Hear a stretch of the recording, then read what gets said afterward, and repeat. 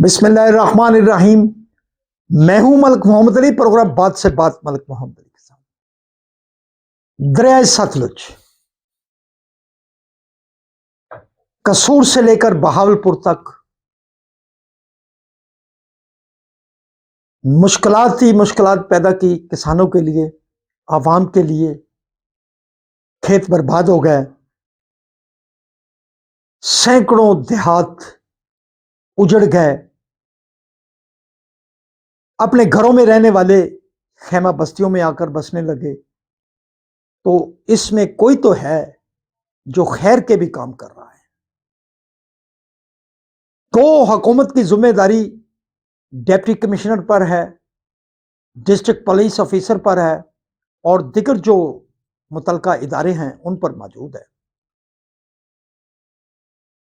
اور اس والے سے بات ہوگی آج کے پروگرام میں کہ ضلع انتظامیہ پاک پتن، ڈسٹرکٹ پولیس پاک پتن، افواج پاکستان اور دیگر متعلقہ اداروں نے پاک پتن کے لیے کیا کیا، پاک پتن کے مصیبت زدہ سیلاب متاثرین کے لیے کیا کیا۔ آج کے پروگرام میں اسی موضوع پر بات ہوگی۔ اور پیارے دوستوں، جن دوستوں نے ابھی تک ہمارے چینل کو سبسکرائب نہیں کیا، برائے مہربانی وہ ہمارے چینل کو سبسکرائب بھی کریں، لائک بھی کریں اور شیئر بھی کریں۔ اور ہم بات کر رہے ہیں دریائے ستلج کی تباہ کاریوں کی۔ ضلع پاک پتن کی 80 کلومیٹر کی پٹی، جس میں تحصیل پاک پتن مکمل اور تحصیل اروالا مکمل، اور پھر وہ ٹچ کرتی ہے جا کر بورے والا کو، تحصیل کو، ضلع وہاڑی کو، اور پھر یہ دریا آگے چلا جاتا ہے۔ 80 کلومیٹر کی اس پٹی میں 70,000 کسان اور عوام متاثر ہوئے، اور 70,000 کے قریب جو فصلیں کھڑی تھی وہ تباہ ہو گئیں، رقبے دریا برد ہو گئے، بستیاں بہہ گئیں، کئی دیہات زیر آب آ گئے۔ ریسکیو 11 بائی کی ٹیم نے بڑی بہادری کا مظاہرہ کیا، اور انہوں نے تقریباً 31,000 سے زائد لوگوں کو سیلابی پانی سے باہر نکالا اور انہیں خیمہ بستیوں میں پہنچایا۔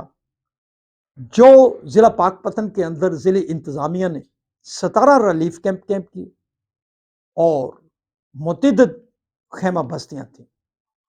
انتظامیہ کے ساتھ ساتھ عام افراد اور مخیر افراد کی طرف سے بھی سیلاب زدگان کے لیے بہت کچھ کیا گیا۔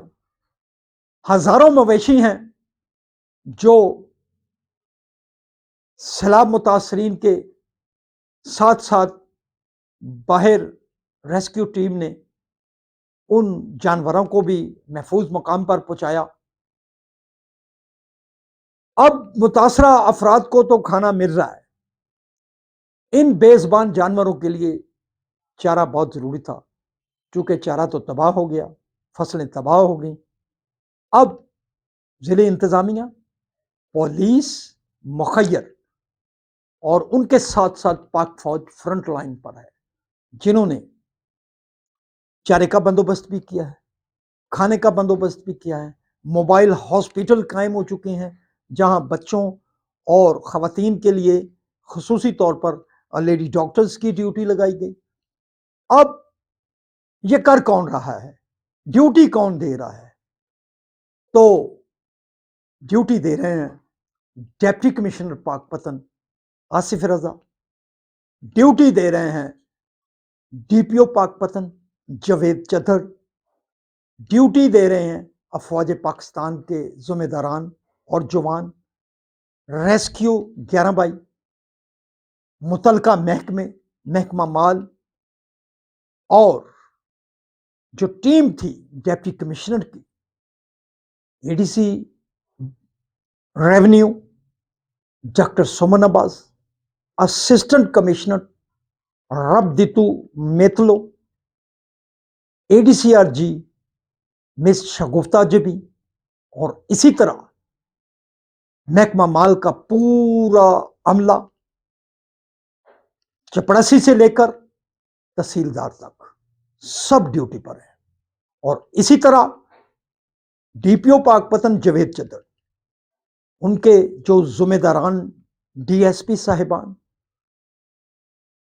ایس ایچ اوز، رضاکار سے لے کر انسپیکٹر تک سب ڈیوٹی پر ہیں، سب سیلاب کے متاثرین کی خدمت کر رہے ہیں، اور اسی طرح افواج پاکستان مکمل طور پر انگیج ہے، اور ان کے متعلقہ ذمہ داران، افسران، اہلکاران، پاک فوج کے جوان تمام امدادی کاموں میں بڑھ چڑھ کر حصہ لے رہے ہیں، بلکہ افواج پاکستان کی طرف سے بھی خصوصی طور پر راشن تقسیم کیا جا رہا ہے، چہرے کا اہتمام کیا گیا، وہ تقسیم کیا جا رہا ہے۔